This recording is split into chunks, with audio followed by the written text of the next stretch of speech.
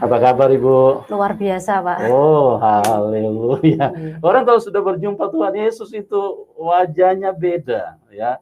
Ada pancaran sinar kemuliaan Tuhan. Dan kita melihat Ibu Wahyuni, ya. Jadi Ibu Wahyuni ini mengalami kuasa Tuhan yang luar biasa. Ya, Ibu mungkin bisa ceritakan dulu sedikit nih. Bagaimana dulu Ibu, latar belakang Ibu dulu, agama Ibu, terus Ibu jalaninya seperti apa dulu? Terima kasih, selamat malam. Ya. Dan kami mengucap syukur karena anugerah Tuhan. Ya. Saya bisa mengenal Tuhan sebagai Tuhan dan Juru Selamat pribadi saya. Saya tidak menyangka bahwa Tuhan begitu luar biasa menjamah kehidupan saya pribadi. Amin. Saya dilahirkan di kota Semarang. Ya. Saya 8 bersaudara, saya anak nomor 4. Dan kakak saya yang pertama, kedua, dan ketiga sekolah di Katolik. Ya. Tetapi saya di saat kecil tidak pernah mendengar kata-kata Yesus. Berarti tidak pernah dengar nama Tuhan Yesus, ya? Ya, belum pernah. Belum pernah sama sekali mendengar kata-kata Yesus. Satu kali pun belum pernah dengar. Belum pernah. Oke. Nah, terus bagaimana Ibu punya dulu pendidikannya di sekolah?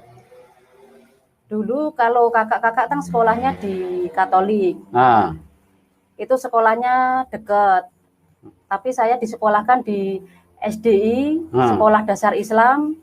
Di situ semua yang masuk di situ Islam. Islam. Ya, di situ ada salah satu teman sekolah Katolik satu, tetapi di situ saya melihat ya dia orangnya ya juga baik. Ya.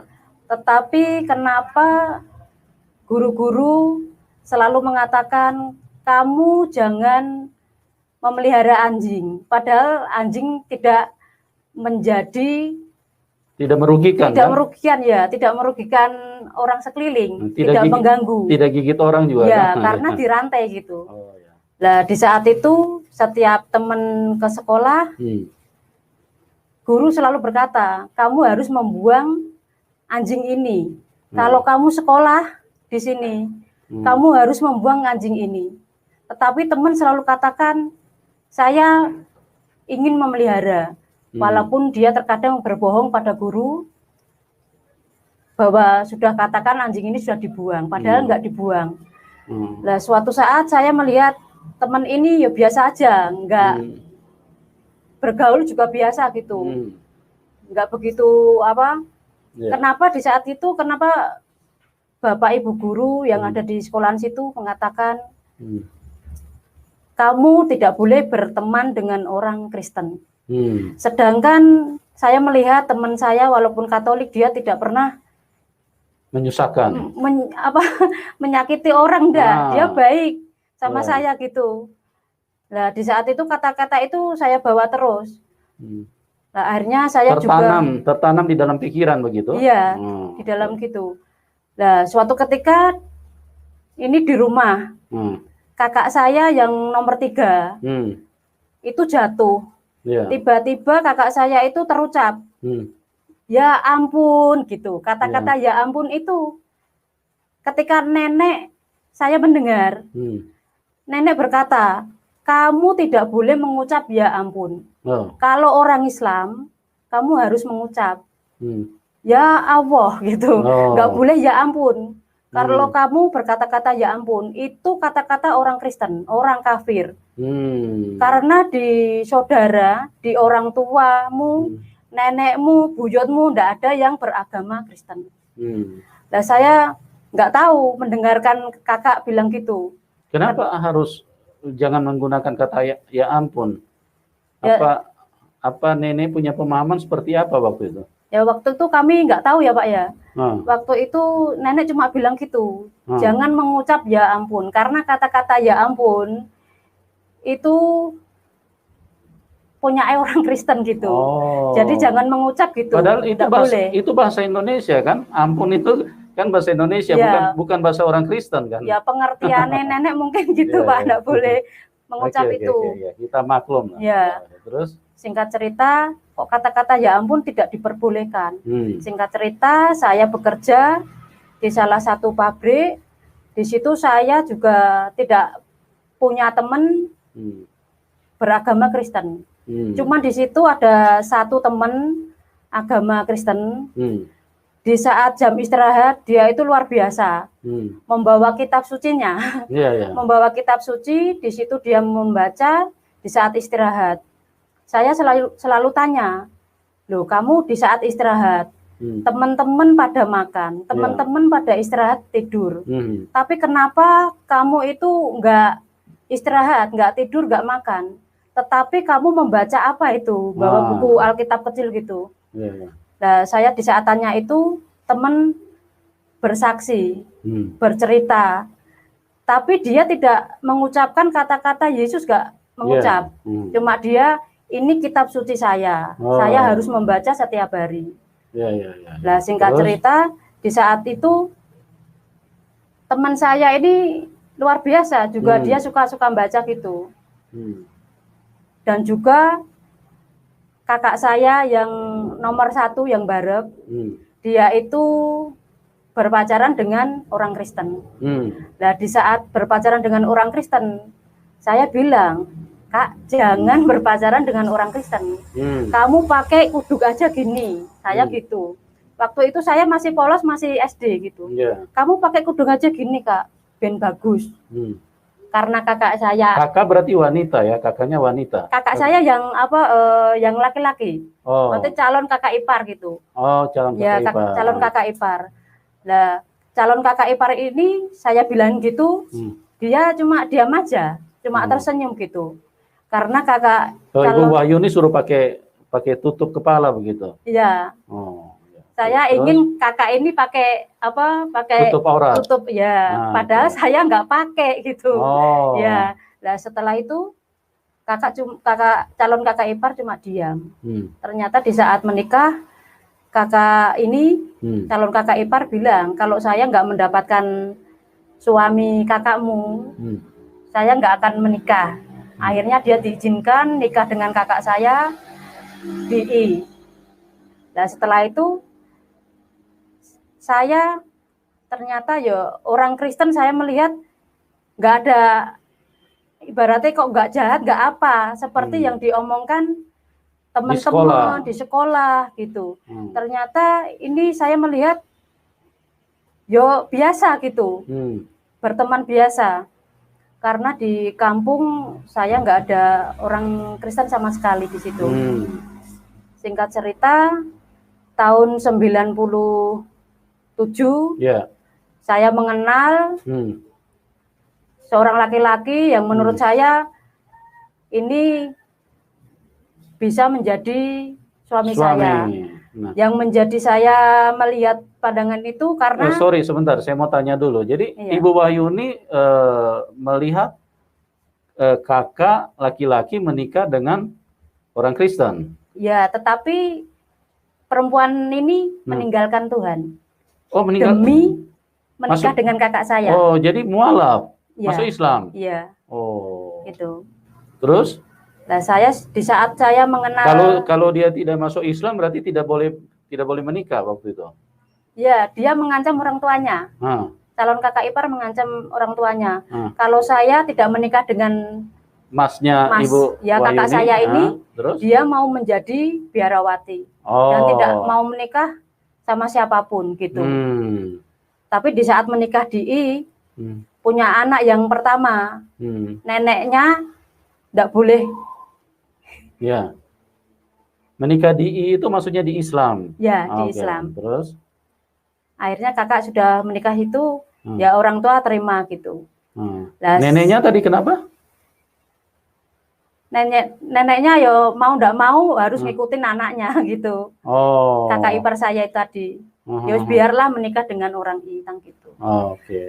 Terus? Singkat cerita, saya menikah, saya ketemu 97 sama suami saya yang sekarang. Waktu kami ketemu, saya melihat maaf kata, walaupun pakai baju, pakai celana yang sobek-sobek gitu, tetapi saya melihat kok orang ini bisa menjadi imam. Oh gitu. Karena saya melihat kok bisa membaca syariat, membaca. Ya bisa membaca kitab-kitab suci dari orang sholat, itu luar biasa saya melihat. Akhirnya singkat cerita saya menikah 98 sama suami saya. Nah di saat saya menikah, suami saya ini juga memimpin. Waktu itu memimpin sholat di rumah gitu. Memimpin ya sholat. Saya melihat ini luar biasa bisa memimpin, bisa menjadi imam saya gitu. Tetapi setelah saya mempunyai anak, yang pertama ya belum ada, ya kurang lebih 3 bulanan, masih bayi gitu. Masih bayi, di saat itu suami tidak pernah mengucapkan kata-kata Yesus, bahwa dia ke gereja, nggak pernah mengucap gitu. Tetapi setelah lama-lama, walaupun memimpin sholat memimpin di rumah memimpin sholat nih ceritanya. Di rumah memimpin sholat gitu. Jadi Ibu Wahyuni tidak ada tanda-tanda kecurigaan begitu terhadap suami? Ya saat itu belum ada sama sekali, Pak. Jadi yakin bahwa ini suami memang Islam? Iya. Oke. Saya melihat gitu suami Islam, bisa memimpin saya dan anak-anak. Bisa jadi imam begitu ya? Iya. Nah setelah itu, setelah saya punya anak yang pertama, kurang lebih 3 bulan, suami ikut kerja di salah satu konstruksi bangunan. Nah di situ sering pulang pergi, jarang. Kalau pulang sebentar toh, mimpin ibadah, mimpin sholat itu tadi, mimpin sholat. Saya nggak curiga, karena mimpin sholat ya basah gitu. Jadi saya nggak tahu sama sekali. Berwudu begitu kan? Nah setelah itu suami di saat pulang sebentar, nanti berangkat lagi. Nah saya dalam hati bertanya, kenapa hari Minggu suami juga berangkat kerja? Iya, dia bilangnya berangkat kerja gitu, berangkat kerja. Tetapi yang menjadi pertanyaan dalam hati saya, di saat berangkat bekerja, kenapa membawa bungkusan, dibawa berangkat, dibawa pulang? Tunggu dulu, itu waktu itu sudah menikah berapa lama itu? Sudah punya anak berapa? 1 apa? Baru 1, Pak. Baru 1. Ya. Berarti menikah belum lama waktu itu ya? Iya. Oke. Ya kurang lebih 1 tahun, Pak. 1 tahun ya. Jadi baru punya anak usia 3 bulanan.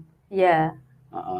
Jadi menjadi pertanyaan, setiap kali berangkat kerja hari Minggu bawa bungkusan. Bawa bungkusan. Iya.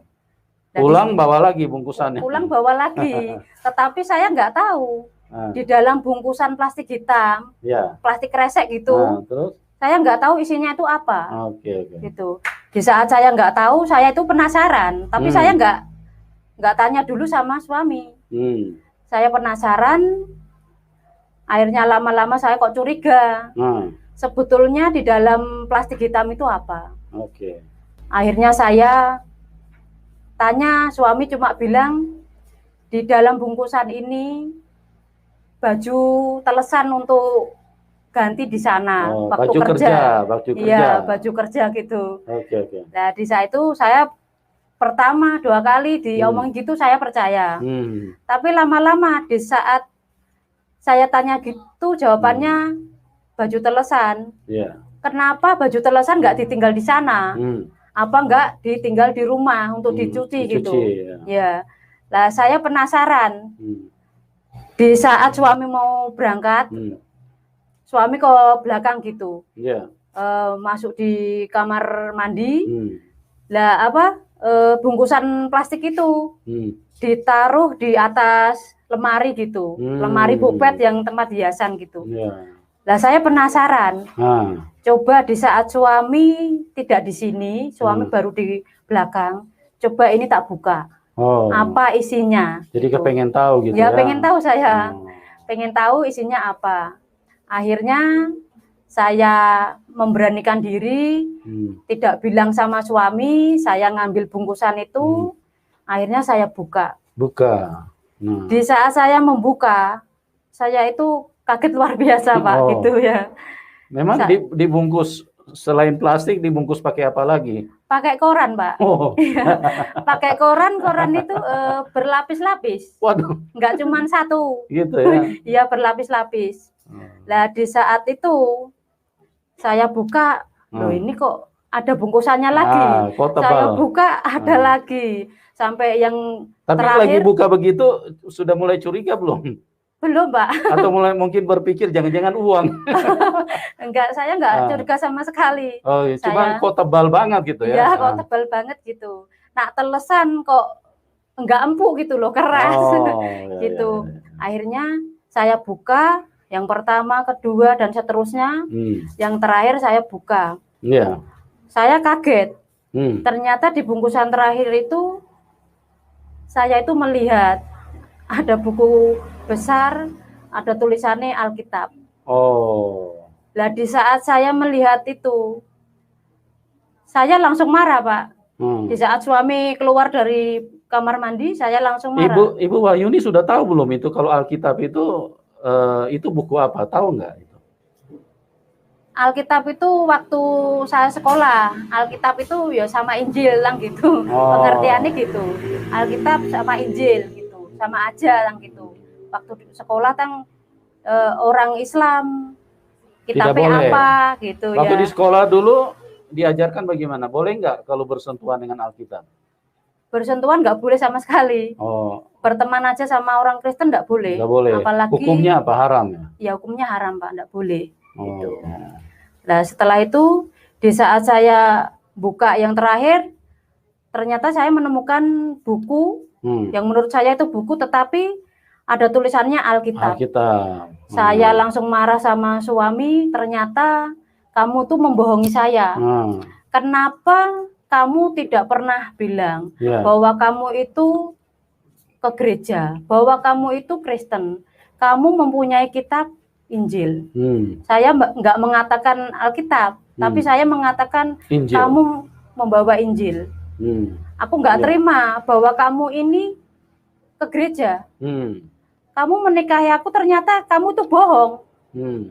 Akhirnya saya berantem terus setiap hari. Saya nggak terima dan saya selalu katakan, aku ingin pisah sama kamu. Aku nggak mau anakku nanti ikut-ikutan ke gereja. Nanti anakku semuanya akan ke gereja. Saya nggak mau.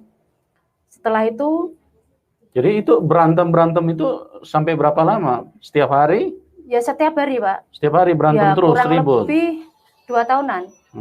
Yang lebih tinggi volumenya pada saat berantem siapa? Ibu apa bapak? Saya. Saya kalau marah dulu. Suami kalau marah nggak pernah banting apa-apa, Pak. Tapi saya kalau marah, apa yang ada depan saya itu saya ambil, saya lempar banting. Gitu. Iya. Tidak peduli hancur gitu. Iya, nggak peduli, nggak mengingat bahwa nanti kalau hancur ya rugi sendiri, harus beli lagi. Kalau gitu. Sekarang masih begitu, Bu? Sekarang puji Tuhan nggak, Pak. Haleluya. Gitu. Luar biasa, teman-teman. Tuhan Yesus itu dahsyat sekali ya. Oke, lanjut terus. Nah, setelah itu, setelah saya berantem terus tiap hari, saya rindu, saya pengen sekali pisah sama suami. Tetapi suami katakan, sebelum aku mengenal kamu, terlebih dahulu aku mengenal Yesus. Nah, di saat mendengarkan kata-kata Yesus, saya itu kaget. Sebenarnya Yesus ini siapa? Kenapa di saat suami berkata-kata, sebelum aku mengenal kamu, aku mengenal Yesus. Itu dalam hati ini, aku ini istrimu. Kenapa aku di nomor sekian kan? Sedangkan Yesus ini siapa? Karena dari kecil saya nggak pernah mendengarkan kata-kata Yesus, nggak pernah sama sekali. Tahunya apa? Isa? Enggak, Tuhan ini orang Kristen gitu aja. Oh, tahunya, tapi tidak pernah menyebutkan namanya?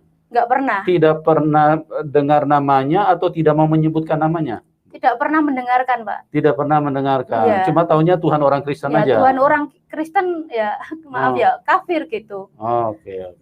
Nah, setelah itu pokoknya saya mau pisah. Saya nggak mau bahwa kamu ini ternyata di gereja. Di saat saya berantem terus, saya selalu banting barang gitu. Ternyata Yesus ini kok yang saya tidak kenal, yang saya tidak tahu. Saya ini pengen mencari. Sebenarnya Yesus itu siapa? Kok suami lebih mementingkan nama Yesus? Akhirnya saya di saat saya berdoa dalam keyakinan saya yang dulu, itu beberapa kali saya itu mendengarkan suara, ambil baca, ambil baca. Di saat ambil baca itu, dalam hati saya ini takut gitu, Pak. Sebentar, itu suara itu didengar di telinga apa di mana, Bu? Ya di telinga kanan. Oh, telinga kanan. Ya. Suara jelas ya bicaranya. Ya. Ambil buka. Ambil buka. Iya. Oh. Yang dimaksudkan suara itu maksudnya Alkitab itu. Iya. Saya buku yang punya suamimu. Gitu. Buku yang punya suamimu, ambil buka. Di saat saya berdoa di dalam keyakinan saya yang dulu. Itu pada sholat apa? Sholat tahajud apa sholat biasa? Apa? Itu maghrib, Pak. Sholat maghrib. Ya, sama Isya. Jam 7, jam 6 gitu ya. Itu berapa kali Ibu dengar suaranya? Ambil buka, ambil buka. Gitu. 3 kali, Pak. 3 kali? Ya, seringnya 3 kali gitu. Di saat... Berarti terjadi berulang-ulang ya dengar suara itu ya? Berulang-ulang, Pak. Ya, Tuhan Yesus luar biasa, teman-teman. Ya, Dia Tuhan yang terbukti. Dia bukan hanya huruf-huruf yang ditulis di dalam Alkitab, tapi Dia Tuhan yang menyatakan diri, Dia firman yang dibukukan. Jadi pada saat orang membaca firman itu menjadi real, menjadi realita dalam hidup kita. Oke, Bu Wahyuni, jadi suara itu muncul berulang-ulang, ambil buka, ambil buka. Ya. Pertama kali Ibu dengar, gimana reaksi Ibu? Ibu menolak apa bagaimana? Saya menolak, dalam hati ini suara apa gitu. Kok kata-kata suara itu sering muncul gitu di saat saya berdoa dalam keyakinan saya yang dulu. Nah, di saat ambil buka itu saya nggak berani mengambil. Kenapa Ibu tidak berani mengambil? Karena diajarkan dari masih kecil atau memang Ibu ada rasa takut atau waktu mau ambil Alkitab itu? Karena waktu saya sekolah itu diajarkan nggak boleh megang kitab orang Kristen. Nanti kamu ikut-ikutan jadi kafir gitu. Makanya saya tertanam dari kecil kata-kata itu. Saya di saat ada suara ambil buka, saya nggak berani, Pak. Nolak. Ya, saya menolak. Saya menolak untuk mengambil dan membuka. Tapi suara itu muncul lagi, Pak. Pada saat sholat juga? Ya, pada saat sholat itu, Pak. Ambil buka? Iya. Oke. Nah, di saat kata-kata itu muncul terus, sebenarnya ini suara siapa? Saya gitu. Ini suara siapa? Kenapa saya disuruh mengambil, saya disuruh membuka kitabnya orang Kristen, kitabnya suami yang dibawa suami, saya gitu. Akhirnya saya memberanikan diri karena suara itu muncul terus, Pak. Suara itu muncul terus. Akhirnya saya memberanikan diri untuk mengambil. Tentu Ibu tidak tahan lagi ya, karena suara itu terus mendorong Ibu, ambil buka. Ya. Ya, ambil buka. Iya, suara Pak. itu datang terus. Ya, suara itu datang terus. Nah, saya nggak tahu kalau ternyata itu suara Roh Kudus. Iya. Nah, di saat suruh ngambil dan buka, akhirnya saya memberanikan diri mengambil kitabnya suami ini. Saya ambil, saya buka. Pertama kali saya buka, itu saya membuka di Yohanes. Akulah jalan hidup dan keselamatan. Tidak ada jalan kebenaran dan hidup. Iya. Tidak ada seorang pun yang dapat datang kepada Bapa kecuali melalui Yesus. Oke. Nah, di saat kata-kata itu terbaca, waktu Ibu buka terlihat ayat itu. Iya, saya terlihat pertama kali itu, Pak. Terus? Di saat saya membaca itu, kata-kata itu Yesus.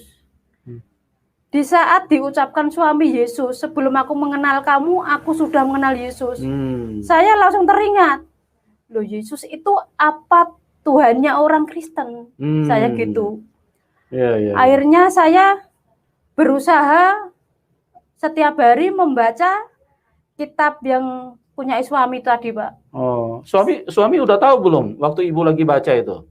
Suami nggak tahu. Nggak tahu, karena dengar suara itu aja kan? Iya. Dengan suara Roh Kudus. Iya. Ambil buka. Iya, Pak. Oke. Terus Ibu ambil buka, baca. Terus gimana kejadian selanjutnya? Ya di saat saya membuka di Yohanes tadi, saya setiap hari itu pengen membaca dari awal gitu, Pak. Oh. Akhirnya saya dari kitab Kejadian maksudnya? Ya dari Kejadian. Oke. Saya membaca dari Kejadian, saya baca terus sampai selesai Wahyu. Saya masih sembunyi. Sebentar. Ibu, bagaimana dengan doktrin yang Ibu terima waktu masih di agama lama dulu, waktu masih di Islam? Jangan sentuh Alkitab, nanti kamu jadi kafir. Ibu, bagaimana? Ini suara ini kan ambil buka. Masih ada ini enggak? Masih ada intimidasi suara itu enggak di hati Ibu, di pikiran Ibu? Suara itu datang sebelum saya mengambil Alkitab itu, Pak. Tapi pada saat sudah ambil Alkitab, suara itu sudah tidak atau masih datang lagi? Suara itu sudah enggak datang lagi, Pak. Sudah artinya tidak punya power lagi yang mengintimidasi gitu ya? Iya.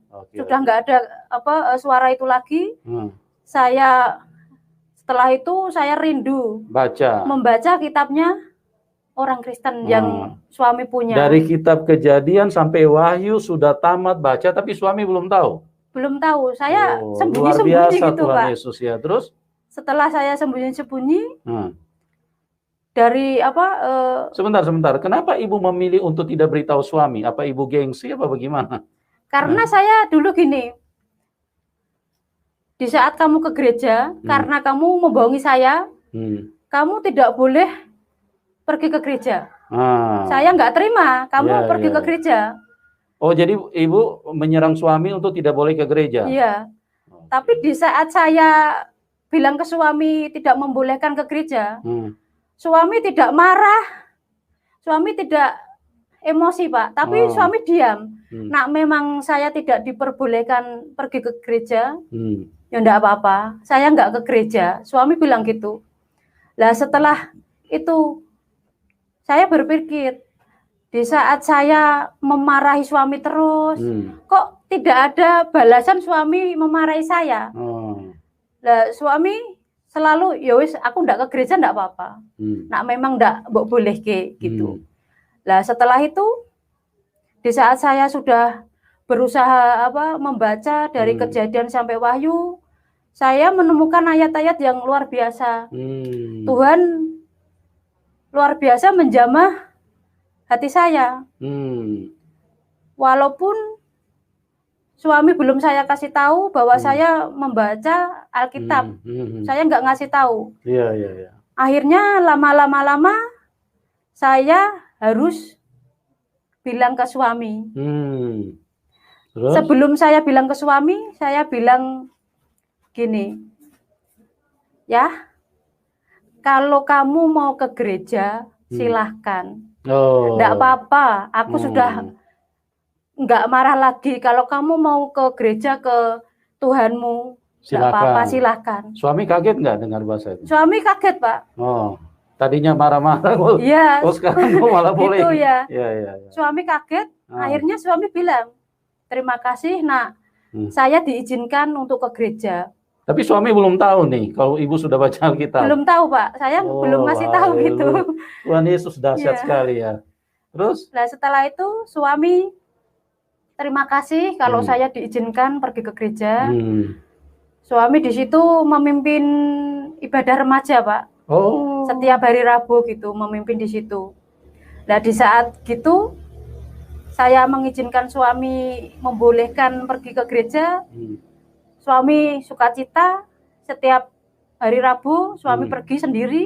Saya tidak menghalang-halangi. Silakan kalau mau ke gereja. Sudah tidak banting barang lagi kan? Sudah Pak, nggak banting gitu. Luar biasa ya. Tuhan Yesus. Nah, setelah... Tapi waktu banting barang dulu tidak ke muka suami kan? Enggak Pak. Oh. Ke lantai gitu. Ke lantai saja ya. Terus? Setelah saya mengizinkan, suami sukacita, suami ke gereja, hari Minggu juga ke gereja. Saya tidak bilang bahwa saya sudah membaca kitabnya suami. Saya nggak bilang Pak. Setelah suami ke gereja hari Minggu, hari Rabu, akhirnya saya dalam hati ini kok disembunyikan terus. Saya harus bilang. Saya harus bilang. Akhirnya saya memberanikan diri Pak. Saya memberanikan diri. Saya bilang sama suami, ya, saya kok rindu. Pengen ke gereja. Kira-kira boleh ndak aku ikut ke gereja di mana kamu beribadah kepada Tuhanmu? Kira-kira boleh ndak? Setelah itu suami sukacita Pak, senang gitu. Loh, kamu kok tiba-tiba pengen ke gereja? Kenapa? Gitu. Kok pengen ke gereja kenapa? Aku tidak mengajak kamu. Aku tidak ngoyak-ngoyak kamu untuk pergi ke gereja. Tetapi kamu kok kepengin sendiri. Ingin ikut aku ke gereja. Nah, setelah itu saya masih sembunyi, tidak bilang kalau saya membaca Alkitab. Saya nggak bilang Pak. Setelah itu saya pergi ke gereja sama suami, sama anak. Di situ minggu pertama saya nggak mau masuk gereja Pak. Minggu kedua saya juga nggak mau masuk gereja. Jadi cuma sampai depan pintu gereja? Depan pintu. Saya di luar sama anak. Kenapa tidak mau masuk? Masih dalam hati ini masih ada penolakan? Iya penolakan Pak. Masih ada rasa ketakutan di saat saya masuk gereja. Ini nanti menjadi kafir gitu Pak ya. Iya. Nah setelah itu, terus ketiga kalinya, keempat kalinya, sampai kelima kali saya di luar. Tiba-tiba di saat kelima kalinya itu, di dalam hati ini ada suara Pak, masuk, masuk gitu. Di saat kata-kata masuk itu, di dalam hati saya, kok ada suara gini. Akhirnya saya memberanikan diri, bilang sama suami, kok saya pengen masuk. Di saat di gereja, itu tata caranya gimana? Saya memberanikan diri bertanya gitu. Akhirnya suami bilang, nanti di gereja, kamu ibadahnya nggak lesehan, tetapi di kursi kamu mendengarkan kayak khotbah gitu, kayak pidato, kamu di situ mendengarkan. Nah setelah itu saya memberanikan diri, saya masuk ke gereja. Di situ saya mendengarkan kata-kata Yesus berulang-ulang kali Pak. Akhirnya saya, ternyata Yesus itu Tuhannya orang Kristen. Nah di saat saya sudah mulai mengerti siapa Yesus itu, akhirnya setiap hari Minggu saya ikut suami ke gereja sama anak. Di saat saya pergi ke gereja, setiap hari Minggu orang tua selalu bertanya gini, loh kamu itu setiap hari Minggu tuh kemana? Kok pergi terus, buang-buang uang terus? Mbok yo, ini bahasa Jawa ya Pak ya? Mbok yo, uang ini jangan kamu buat foya-foya, pergi-pergi jalan-jalan terus. Tetapi kamu masih punya anak satu, uang ini dicelengi. Dari penghasilan kerja suamimu dicelengi. Kamu jangan pergi-pergi terus. Tetapi dalam hati ini saya masih menyembunyikan ke orang tua. Menyembunyikan, saya tidak bilang ke orang tua bahwa saya hari Minggu ke gereja. Saya nggak bilang. Tapi di saat saya tidak bilang, ternyata dari hari ke hari, dari minggu ke minggu, suara Tuhan muncul, Pak. Jika kamu tidak mengakui aku di depan manusia, maka aku juga tidak mengakui kamu. Nah, kata-kata itu langsung dalam hati ini, kok suara ini muncul lagi, gitu. Nah, di saat muncul lagi itu, saya memberanikan diri, Pak. Akhirnya saya memberanikan diri, bilang sama orang tua, maaf Ibu, maaf Bapak, saya kalau hari Minggu pergi ke gereja, saya ikut suami ke gereja sama anak saya. Mohon maaf, sebetulnya saya tidak jalan-jalan, tidak foya-foya, tetapi saya ke gereja. Di saat orang tua mendengarkan... Sebentar, tahan dulu Ibu. Ya, teman-teman, Tuhan Yesus itu Tuhan yang luar biasa. Ya, jadi Tuhan Yesus itu tahu betul apa yang terjadi dengan Ibu Wahyuni. Dia Tuhan yang benar. Jadi pada saat Ibu Wahyuni tidak melakukan kehendaknya, dia berbicara kembali. Dia mengingatkan kembali. Itulah Tuhan yang benar. Kalau bukan Tuhan yang benar, itu tidak akan bersuara lagi. Ya. Tapi kita lihat di sini peristiwanya.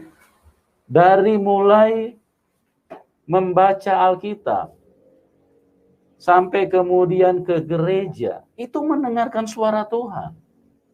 Jadi Tuhan Yesus itu Tuhan yang nyata, Tuhan yang dialami. Bukan Tuhan kata pendeta, bukan Tuhan kata orang Kristen. Bukan Tuhan janji palsu, tapi dia dialami. Pada saat Ibu Wahyuni disuruh buka Alkitab, terjadi penolakan. Dan suara itu muncul lagi. Karena Tuhan tahu bahwa Ibu Wahyuni belum baca Alkitab. Ya. Dia Maha tahu, dia tahu apa yang dilakukan. Suara itu muncul lagi, ambil buka. Ya. Kenapa? Karena Tuhan Yesus tahu ini belum dibuka itu Alkitab. Gitu, ya. Terus kemudian ke gereja. Sudah sampai di gereja nggak mau masuk, ada roh penolakan. Nanti jadi kafir. Ya. Jadi kafir. Kafir apa? Tidak masuk surga. Neraka jahanam. Tapi suara Tuhan itu tahu. Sudah sampai di gereja tapi tidak masuk. Nah, suara itu udah muncul lagi. Masuk. Sampai 5 kali masuk. Nah, ini lagi. Kemudian kejadian selanjutnya. Tidak bisa dibantah bahwa dia adalah satu-satunya Tuhan. Ya. Terus kemudian orang tuanya berkata, jangan boros-boros, celengin, tabung uangnya. Suara itu datang lagi bicara. Kalau kamu tidak mengakui aku di depan manusia, aku juga tidak akan mengakui kamu di hadapan Bapakku. Dialah Tuhan yang benar. Oh, luar biasa. Saudara yang saya kasih di dalam Tuhan, tidak ada Tuhan selain Tuhan Yesus Kristus. Karena dia mengontrol, dia Maha tahu, semua dia yang atur di dalam hidup ini. Bagaimana dengan Anda yang belum terima Tuhan? Jangan berlama-lama. Hidup ini sangat singkat, teman. Ya, siapa tahu tiba-tiba Anda punya waktu tinggal 2 hari. Kalau Anda mati di luar Tuhan Yesus, Anda masuk dalam neraka dan tidak ada satu pribadi pun yang bisa keluarkan Anda di situ. Tidak ada seorang pun yang dapat datang kepada Bapa kecuali melalui aku. Tidak ada seorang pun. Kalau Anda tergolong dengan kategori disebut sebagai orang, maka tidak ada seorang pun yang bisa datang kepada Bapa kecuali melalui aku. Ibu Wahyuni diselamatkan. Hanya melalui Tuhan Yesus Kristus kita bisa pulang ke rumah Bapa di surga. Oke, kita lanjut lagi ya, teman-teman. Ini luar biasa cara kerja Tuhan. Nah, bagaimana reaksi orang tua ibu saat ibu bilang kami ke gereja? Saat itu orang tua di saat saya bilang bahwa saya pergi ke gereja bersama suami dan anak saya setiap hari Minggu. Ya. Orang tua saya sangat marah, Pak. Dan orang tua saya bilang, tidak dikasih warisan? Oh. Bukan itu, Pak. Oh, orang tua saya bilang, nenekmu DI, saudara-saudaramu semua NEI. Ya, maksudnya Islam. DI itu maksudnya di Islam ya. Tapi kenapa kamu itu di Kristen? Nah, sedangkan di Kristen itu Tuhannya kafir. Patung. Ya, kamu menyembah patung. Oh. Kamu menyembah patung Yesus. Nah, di saat kamu menyembah patung, itu kafir. Sedangkan kamu tahu, kamu di Islam. Kenapa kamu di Kristen menyembah patung? Apa kamu nggak tahu, kalau orang Kristen meninggal, kamu nanti dipantai. Kamu nanti dipantai. Dipantai itu apa? Dipantai itu bahasa Jawa, dipantai kalau di Indonesia itu disalib, Pak. Oh, begitu. Gitu ya, karena saya orang Jawa, bapak saya bilang gitu. Nanti kamu matinya dipantai. Kamu matinya disalib, dipaku gitu, Pak. Lah, sedangkan saya dari kecil sampai menikah, saya tidak pernah melihat orang Kristen meninggal, Pak. Tidak pernah melihat orang Kristen meninggal terus dipantek, disalib? Enggak, maksudnya belum pernah melihat orang Kristen meninggal. Ya, meninggalnya dengan cara apa? Kalau maaf kata, kalau di keyakinan saya yang dulu, yang dikafani, Pak. Oke. Tapi dikafani, tapi di keyakinan yang apa? Di saat saya bilang gitu, di Kristen nanti kamu dipantek, disalib. Saya kan belum mengerti, Pak, salib itu apa gitu. Nah, saya apa iya orang meninggal itu dipantek, disalib. Akhirnya saya gitu, orang tua bilang, kalau kamu ke gereja, apa kamu diajak sama suamimu? Saya bilang, saya nggak diajak. Saya nggak tahu kok rindu pengen ke gereja. Suami sama sekalipun nggak pernah mengajak saya ke gereja, nggak pernah. Tapi dalam hati ini ada dorongan rindu pengen mencari Yesus yang dikata-katakan suami tadi, Pak. Setelah saya mengerti kata-kata Yesus dan orang tua bilang dan menolak saya disuruh pergi, Pak. Oh, diusir? Ya, diusir. Di saat saya diusir, orang tua bilang, di saat kamu ke gereja, kamu kalau mau ikut suamimu ke gereja, silahkan. Putus hubungan? Ya, kamu harus pergi dari rumah ini. Kamu sampai kapanpun jangan mengakui aku sebagai orang tuamu. Oh, luar biasa. Kamu tinggal milih. Mau milih Tuhannya suamimu, apa orang tuamu yang maaf kata ya ngopeni kamu dari kecil. Dalam hati ini saya hanya menangis, Pak. Di saat saya menangis, tiba-tiba ada dorongan, Pak. Kamu harus ikut suamimu. Iya. Suami sudah pergi gitu, Pak, jalan. Akhirnya saya pergi. Saya sudah menikah. Saya harus ikut suami saya. Akhirnya saya ikut suami kemanapun suami pergi, saya ikut, Pak. Karena suami tidak pernah mengajak saya ke gereja, nggak pernah, Pak. Nggak pernah. Setelah itu, di saat saya pergi, saya hanya membawa badan, Pak. Baju di badan aja. Iya, saya nggak bawa apa-apa. Setelah itu suami sudah jalan, akhirnya saya ngikutin suami. Ya udah, aku harus ngikut suami. Aku harus ngikut ke gereja. Karena suami nggak ngajak, Pak. Berarti, ini berarti orang tua juga Islamnya Islam fanatik juga ya berarti ya? Kalau ya gitu, Pak. Karena dari nenek saya nggak ada yang ke gereja, Pak. Nggak ada? Nggak ada. Lingkungan Islam semua? Ya, Islam semua, Pak. Nah, setelah itu di saat saya mengikuti suami, sampai beberapa tahun, saya nggak ketemu sama orang tua. setelah saya nggak ketemu sama orang tua, saya memberanikan diri, Pak, berusaha. Jawa bilang nyelondoi. Saya datangi ke orang tua, saya datangi ke mertua. Mereka di saat saya datang belum sampai pintu gitu, sudah pergi semua, Pak. Oh, sudah pergi semua. Ya, semua foto-foto dibuangi semua gitu. Foto-foto yang ada gambar saya, yang ada suami saya dibuangi semua gitu. Iya. Akhirnya saya beberapa tahun nggak ketemu sama orang tua. Hampir kurang lebih ya 10 tahun ada, Pak, gitu. Akhirnya di saat itu saya disuruh pergi ya, pergi, Pak. Nah di saat itu ya udah, saya memang nggak diterima sama orang tua. Saya ikut suami, saya harus ikut kemanapun suami pergi. Nah di saat saya ikut kemanapun suami pergi, suami orang tua juga, pokoknya kami hilang kontak gitu, Pak. Nggak pernah kontak-kontakan sama orang tua, nggak pernah.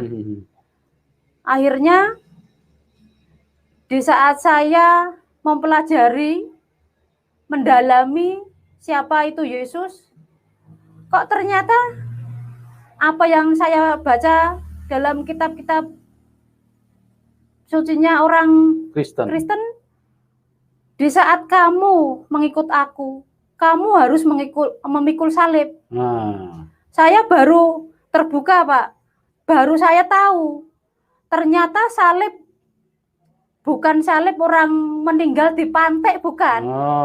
Ternyata salib adalah penderitaan yang harus saya tanggung. Resiko yang harus saya tanggung di saat saya mengenal Tuhan Yesus. Baik, jadi teman-teman, salib itu maksudnya menderita karena kebenaran. Dunia ini dikuasai kejahatan, dunia ini dikuasai setan. Pada saat orang berjumpa dengan Tuhan Yesus, iblis itu akan marah. Iblis tidak akan terima itu, dia akan marah. Dan itulah sebabnya firman Tuhan berkata, kalau kamu tidak mau pikul salib, kamu tidak layak jadi pengikutku. Dan firman yang ditulis di dalam Alkitab itu adalah kebenaran. Semua terbukti. Jadi teraktualisasi di dalam hidup kita. Dan Ibu Wahyuni adalah seseorang yang membuktikan bahwa firman itu realita. Karena dikatakan kalau kamu mau ikut aku, kamu harus pikul salib. Dan ini adalah bukti. Waktu mengambil keputusan, diusir orang tua, ya, tidak diakui sebagai anak, putus hubungan dengan anak. Ya, tidak mudah mengikut Tuhan Yesus, tetapi hanya Tuhan Yesus yang bisa bawa Anda ke surga. Ya, Anda mau pilih dunia atau mau pilih Tuhan Yesus? Hidup di dunia hanya berapa tahun? Ada orang cuma 17 tahun sudah game over. Ada orang cuma 20 tahun, ada cuma 12 tahun sudah game over, sudah mati, harus gali kubur. Nah, puji Tuhan, ibu ini mengambil satu keputusan, dia mau mengikuti kebenaran. Bukan kata pendeta, tapi beliau mendengarkan langsung Tuhan berbicara, ambil buka itu. Terus baca, pergi ke gereja, suruh masuk, ya. Terus apa lagi? Suruh bicara, kasih tahu. Aku sudah mengikut Tuhan Yesus. Itu. Sekalipun harus diusir. Ini luar biasa, teman-teman. Inilah kebenaran yang harus kita pahami di dalam hidup ini. Dan di dalam dunia ini, kebenaran itu hanya satu. Tuhan itu hanya satu. Kenalilah siapa Tuhan yang benar, kenalilah mana yang namanya kebenaran. Supaya jangan sampai Anda tersesat di tengah jalan. Oke, dilanjut lagi, Ibu. Bagaimana selanjutnya? Di saat saya disuruh pergi orang tua, saya ngikutin suami.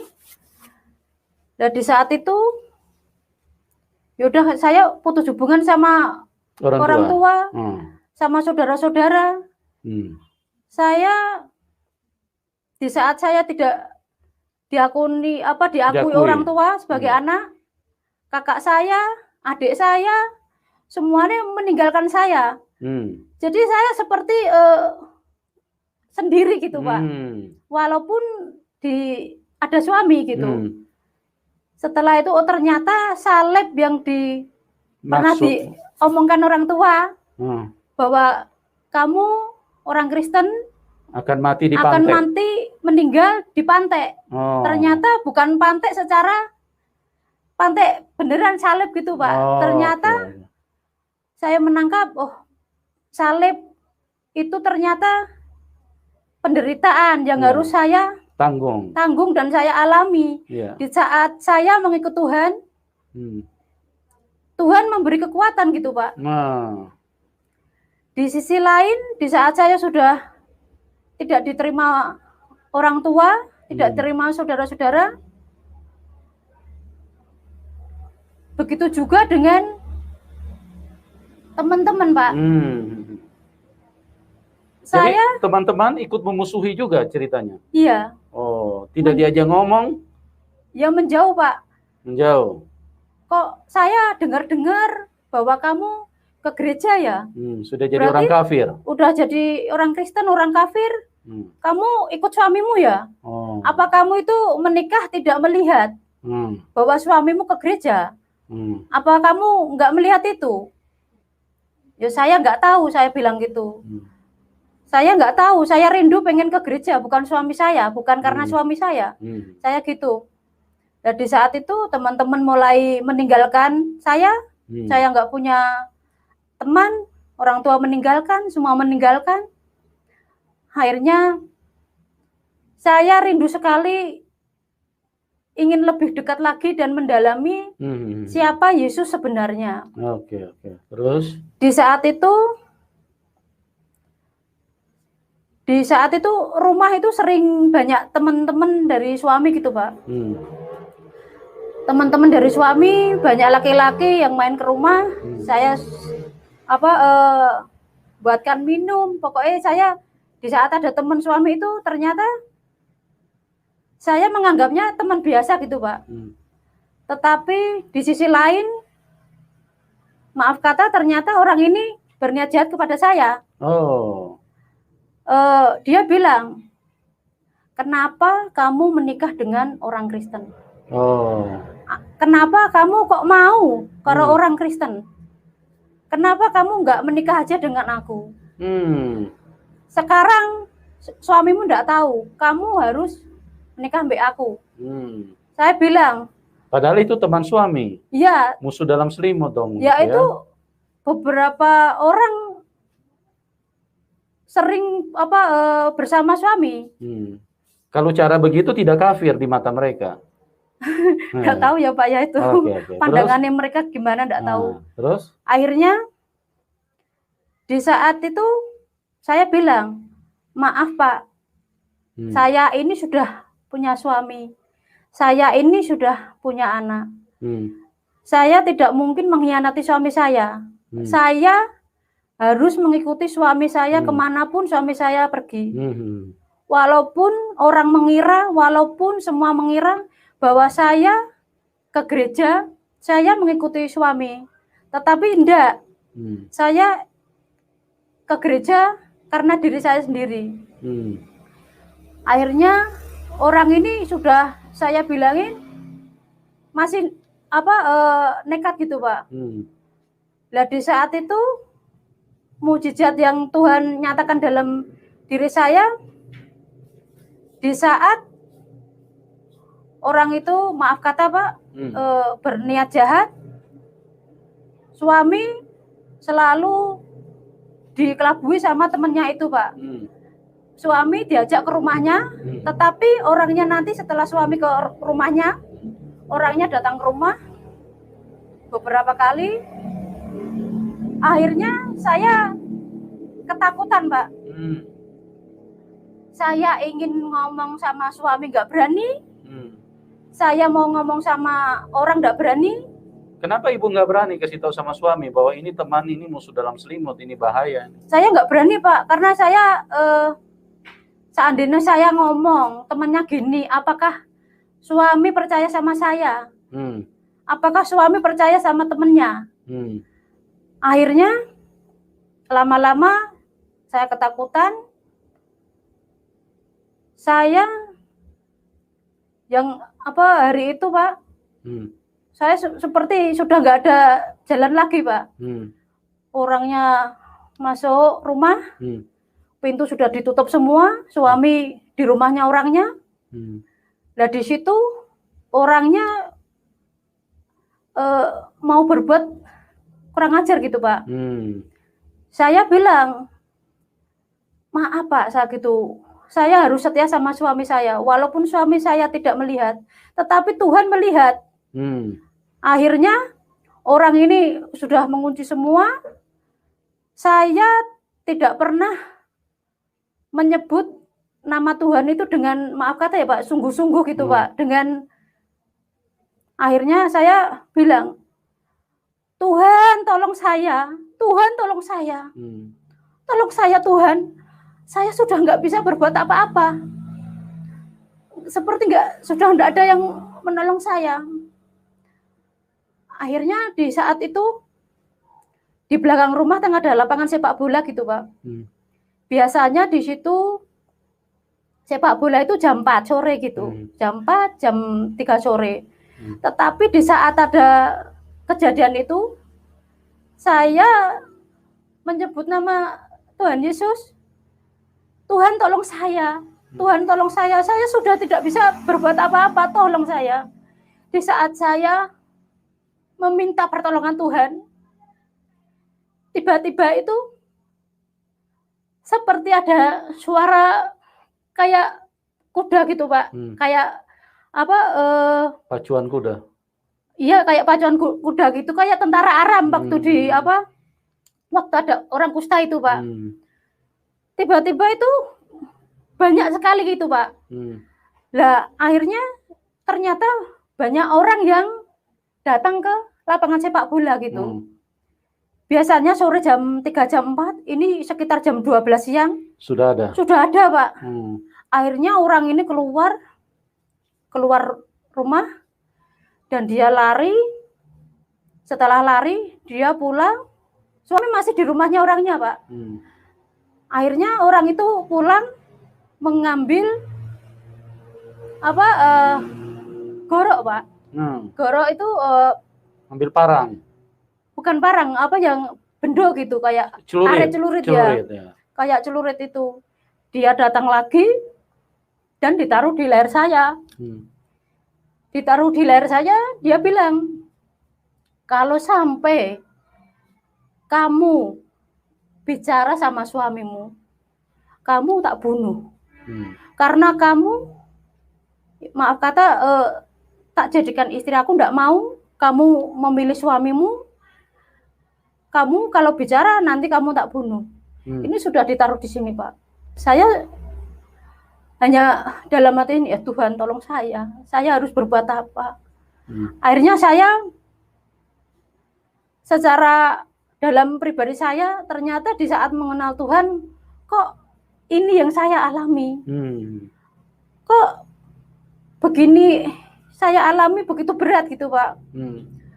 Akhirnya saya mau bicara sama suami, saya nggak berani. Mau bicara sama orang, saya nggak berani. Saya setiap hari jam 5 pagi, saya mendengarkan salah satu radio rohani Pak. Nah di situ ada puji-pujian, ada bahasa roh. Saya saat itu belum tahu. Bahasa roh itu apa saya belum tahu. Roh Kudus itu apa saya belum tahu Pak. Tetapi saya setiap hari jam 5 pagi saya mendengarkan radio itu Pak. Radio rohani itu. Nah di saat saya mendengarkan itu ada puji-pujian, ada penyembahan, ada bahasa roh. Dalam diri ini kok tenang gitu Pak. Sejahtera gitu. Nah setelah itu, tetapi di saat itu saya menemukan firman. Tidak kebetulan ya Pak ya. Di saat Bapak tadi katakan, marilah yang letih lesu dan beban berat, aku akan memberi kelegaan kepadamu. Pikulah yang kupasang. Itu yang tiba-tiba firman itu muncul terus Pak. Itu kalau nggak salah di Matius itu. Firman itu muncul terus itu. Tetapi dalam hati ini masih menolak gitu Pak. apa benar Tuhan memberi kelegaan kepada saya? Sedangkan saya mengalami ketakutan. Mau bicara dengan siapa, saya nggak berani. Di saat saya bicara, orang ini sudah mengancam. Karena dari pintu depan kelihatan rumahnya. Dari pintu belakang, saya keluar rumah kelihatan rumahnya, Pak. Jadi orang ini sering keliling ke rumah gitu. Masih main ke rumah. Dan suami belum saya kasih tahu gitu. Dan di saat itu saya setiap jam 12 malam saya nggak bisa tidur. Di situ saya membaca firman, di situ saya berdoa, saya katakan firman Tuhan itu tadi, Pak. Setelah itu saya sampai hampir 2 tahun, Pak. Tuhan, apa benar Roh Kudus itu ada? Tuhan, apa benar bahasa roh itu ada? Apa benar Tuhan? Nah memang benar, tolong Tuhan. Tolong. Dalam hati ini sudah letih, Pak. Dalam hati ini sudah, saya harus bicara dengan siapa? Tapi di saat saya doa jam 12 malam, saya berdoa selalu mengatakan firman itu, Pak. Singkat cerita, hampir 2 tahun saya ketakutan karena masih ketemu orang itu terus, Pak. Dia masih main sama suami, gitu. Dan lama-lama saya nggak memberanikan diri bicara ke suami, saya masih tertutup. Itu mujizat yang luar biasa di saat ada acara Pantekosta, Pak. Saya pergi ke gereja, di situ ada acara Pantekosta selama 1 minggu berturut-turut setiap jam 7 malam. Di situ, di saat ada acara Pantekosta, pencurahan Roh Kudus, saya mendengarkan firman di gereja, dan di situ kata-kata firman yang muncul di dalam hati saya itu di saat hamba Tuhan yang khotbah itu muncul, Pak. Siapa, pendeta itu bilang gini, siapa yang pada saat ini terbeban, yang punya beban berat, mari datang ke depan, didoakan gitu. Dan setelah itu saya maju ke depan, Pak. Siapa yang belum bisa berbahasa roh, datang ke depan, kami doakan gitu. Nah setelah itu, Pak, saya saking ibaratnya nggak kuat, saya sudah letih, akhirnya saya maju ke depan, saya ditumpangin tangan sama hamba Tuhan. Hamba Tuhan dulu datang dari Surabaya. Dan di saat saya ditumpangi, saya mengalami jamahan Tuhan, Pak. Saya mengalami lawatan Tuhan yang begitu luar biasa gitu. Saya dijamah di saat saya tidak berani berkata-kata kepada suami, memberitahukan apa yang saya alami. Akhirnya di situ, di saat saya didoakan, saya mengalami lawatan Tuhan yang luar biasa. Di situ saya jatuh. Terus di situ saya sampai ibadah selesai, itu saya telinga mendengar, tapi mata ini tidak bisa dibuka, Pak. Di situ saya sudah lari-lari, Pak, sudah kesana kesini, ibaratnya nabrak kursi apa-apa di situ semua. Nah saya mau melek itu nggak bisa, Pak. Tetapi telinga ini mendengar. Saya didoakan beberapa hamba Tuhan. Di situ hamba Tuhan berkata, anak ini dia banyak sekali disakiti orang. Dia sangat letih anak ini. Saya mendengar kata-kata itu dari hamba-hamba Tuhan yang doakan saya. Sampai hamba Tuhan 3 orang mereka mendoakan, saya masih tetap nggak bangun, Pak. Nggak bisa melek gitu. Terus saya didoakan sama hamba Tuhan dari Surabaya. Di situ saya didoakan, hamba Tuhan ini bilang, kalau suaminya yang tidak mendoakan, anak ini tidak akan bangun sampai besok pagi. Anak ini tidak akan melek sampai besok pagi. Anak ini mengalami tekanan yang luar biasa. Anak ini tidak berani mengungkapkan. Hamba Tuhan bicara begitu, Pak. Setelah itu suami juga nggak tahu, Pak. Saya mengalami itu nggak tahu karena suami juga dilawat Tuhan. Dan di saat itu, setelah itu suami dipanggil, datang dan doakan saya di situ. Saya didoakan, ditumpangi tangan. Setelah itu, saya ditumpangin tangan, suami mendoakan. Akhirnya saya bisa melek. Dan suami bilang, aku pengen kamu terbuka, apa yang kamu alami, apa yang kamu rasakan, tolong ngomong sama saya. Walaupun saya sudah dikasih tahu sama Tuhan. Di saat saya mengalami lawatan Tuhan, ternyata suami dalam rohnya juga di jamaah Tuhan, di situ ada kayak layar gitu. Dalam roh suami berkata, saya melihat kamu mengalami ini gitu. Nah di saat gitu, ternyata suami sudah dikasih tahu Tuhan. Tapi suami bilang, aku pengen mengetahui dari omonganmu sendiri, bukan orang lain yang ngomong. Nah setelah itu, luar biasa Tuhan, akhirnya saya bercerita kepada suami. Akhirnya saya bisa bangun, bisa pulang. Setelah itu kami di rumah, orang itu masih ngancam terus gitu, Pak. Tapi kan suami sudah tahu, Pak. Tapi dari lawatan Tuhan tadi, suami sudah tahu. Di saat orang itu datang, suami pasti di rumah gitu. Lah di saat itu suami mulai ibaratnya jaga jarak gitu sama orang itu. Karena orang ini kan gini, Pak, mengancam saya, jika kamu memberitahu sama siapapun, kamu tak bunuh. Dan lewat pintu pun, depan, belakang, saya selalu melihat orang itu. Orang itu selalu berkeliling di rumah gitu, Pak. Dan di saat saya berangkat ke gereja,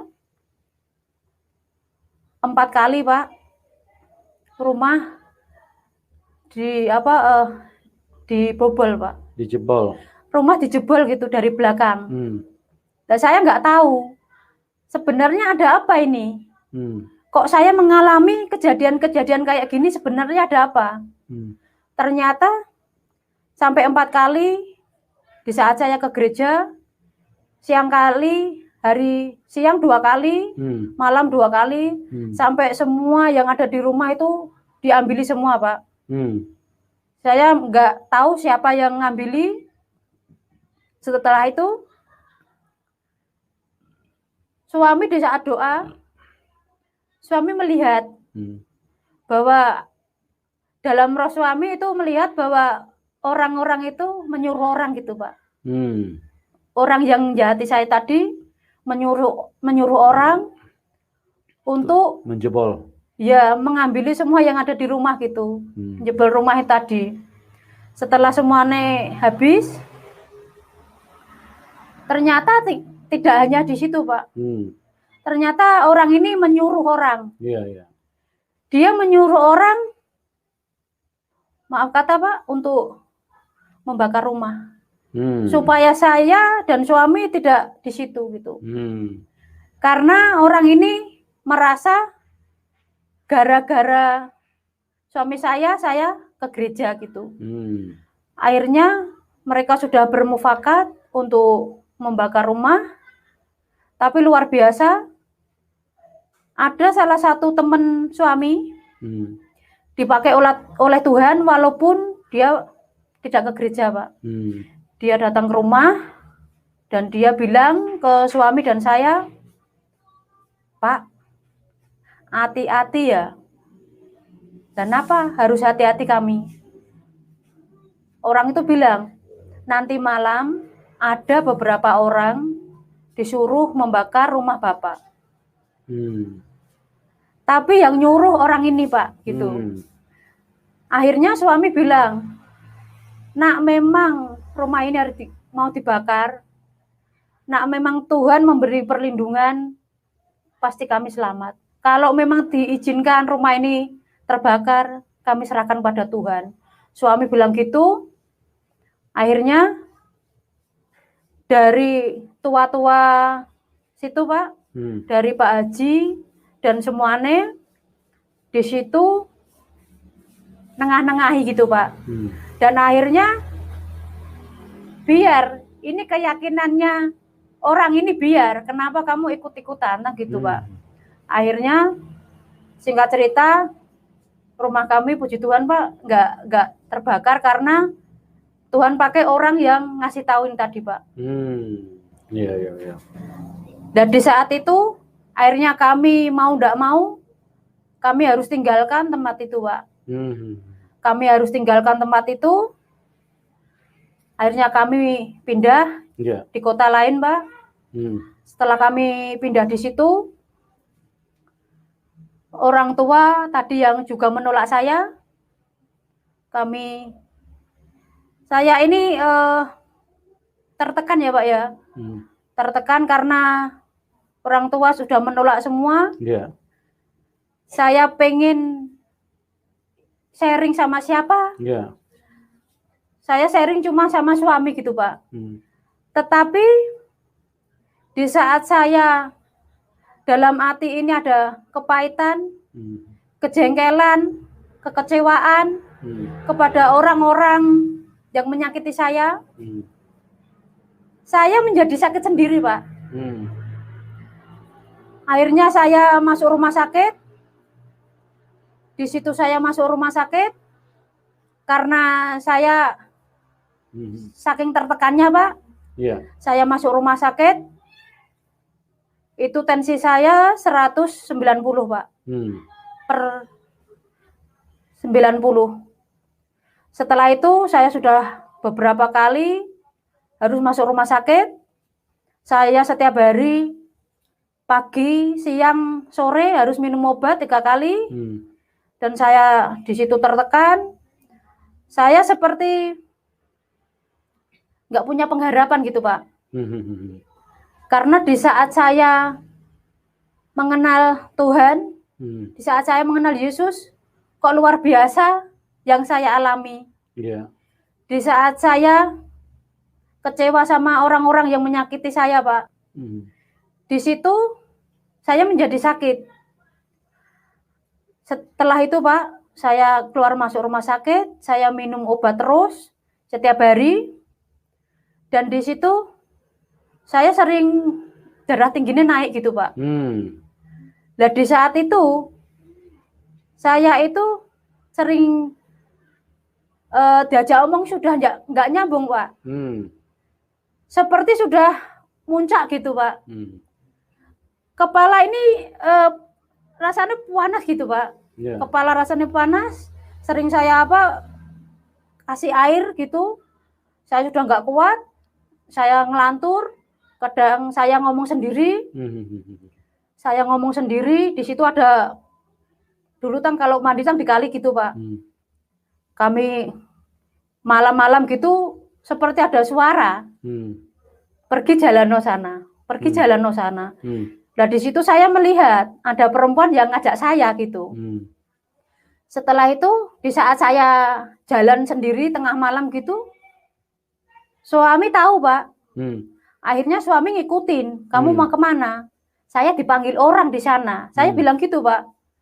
Di saat anak memanggil, juga saya sudah nggak respon gitu, Pak. Setelah itu saya sudah nggak merespon. Akhirnya saya tekanan luar biasa. Kok saya gini terus?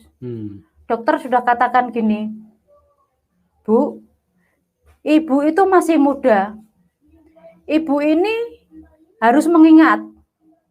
Kalau saya ke rumah sakit, anak-anak saya ajak gitu Pak. Ibu harus ingat, ibu punya anak kecil-kecil kayak gini. Apa ibu nggak kasihan sama anak-anak ibu? Seandainya ibu mengalami tekanan sampai tinggi gini, ibu mengalami drop, ibu mengalami stroke, ibu mengalami jantung, ibu mengalami ginjal, siapa yang akan ngurus anak-anak ibu? Ibu bisa mati kapan aja, karena ibu tensinya nggak pernah rendah, tensinya selalu tinggi. Akhirnya saya, di saat dokter bilang gitu, saya ini seperti ada kekuatan Pak, bukan dokter ini merasa menjatuhkan saya, enggak. Seperti ada kekuatan, dokter ini memberi kekuatan, walaupun dia dipakai Tuhan gitu Pak. Akhirnya, saya pulang dari rumah sakit, saya akhirnya di rumah dalam hati gini, oh ya benar ya, apa yang dikatakan dokter tadi. Benar apa yang dikatakan dokter tadi. Seandainya saya meninggal di saat ini, siapa yang akan merawat anak-anak saya? Anak-anak saya masih kecil. Akhirnya, saya mulai di jamaah Tuhan, begitu luar biasa. Di saat itu, Tuhan nyatakan dalam diri saya, firman itu muncul. Di saat saya, Tuhan, kenapa saya mengalami kayak gini? Tuhan mengatakan, walaupun ayah dan ibumu meninggalkan kamu, tapi Tuhan menyambut kamu. Haleluya, luar biasa teman-teman ya. Jadi Tuhan Yesus itu adalah jaminan pasti untuk keselamatan hidup. Ya, ibu ini punya kesaksian sangat luar biasa dan beliau mengalami perpindahan tempat sampai puluhan kali. Karena dimanapun mereka berada, seringkali tekanan seperti ini dari kelompok-kelompok orang yang mengatasnamakan agama tidak bisa menerima keberadaan mereka. Nah, nanti di waktu yang lain kami akan tayangkan teman-teman bagaimana salib yang harus mereka pikul. Puluhan kali mereka pindah tempat. Ini suatu perjalanan iman yang tidak mudah. Tapi inilah perjalanan yang sesungguhnya di dalam kebenaran. Karena dunia dengan surga itu tidak bisa ketemu. Dunia punya konsep tersendiri, sementara surga punya konsep kebenaran. Kalau orang datang kepada surga, orang datang kepada Tuhan Yesus, maka dunia akan bereaksi dan dunia akan marah. Dunia akan pakai orang-orang untuk terus memberikan tekanan, memberikan intimidasi, memberikan aniaya, memberikan hal-hal yang membahayakan. Rumahnya mau dibakar. Ya, terus kemudian dari orang tua tidak mau ajak bicara. Dan berbagai macam penderitaan harus mereka pikul. Dan membuktikan bahwa Tuhan Yesus yang memanggil mereka di atas segala-galanya. Sampai saat ini mereka semakin kuat di dalam Tuhan Yesus. Begitu kan Ibu? Iya. Iya. Luar biasa Tuhan Yesus ya. Teman-teman, karena kita dibatasi waktu dan kondisi, di waktu berikut kami akan tayangkan ya bagaimana kelanjutannya. Ibu ini berpindah-pindah tempat bersama suami karena soal iman kepada Tuhan Yesus. Oke, kami berdoa buat Anda semua. Tuhan Yesus mengasihi kita semua. Ya, mari bersama-sama bagi teman-teman pendoa, saya ajak untuk kita berdoa buat Ibu Wahyuni. Tuhan Yesus, kami datang kepadamu, kami serahkan Ibu Wahyuni di dalam imannya kepadamu. Engkau terus mengurapi dan Engkau terus menguatkan, Engkau memberikan penghiburan, Engkau memberikan penyertaan, Engkau memberikan jalan keluar. Engkau memberikan kemenangan kepada ibu ini, supaya dimanapun mereka berada, nama Tuhan dipermuliakan, Injil diberitakan, salib itu menjadi satu kemuliaan bagi dunia ini. Terima kasih Bapak, pengurapan Tuhan turun kepada ibu ini, dan juga hamba berdoa buat semua teman-teman dimanapun mereka berada. Tuhan jamah mereka semua, supaya terang kasih karunia Tuhan menjamah mereka semua. Dalam nama Tuhan Yesus, haleluya, amin.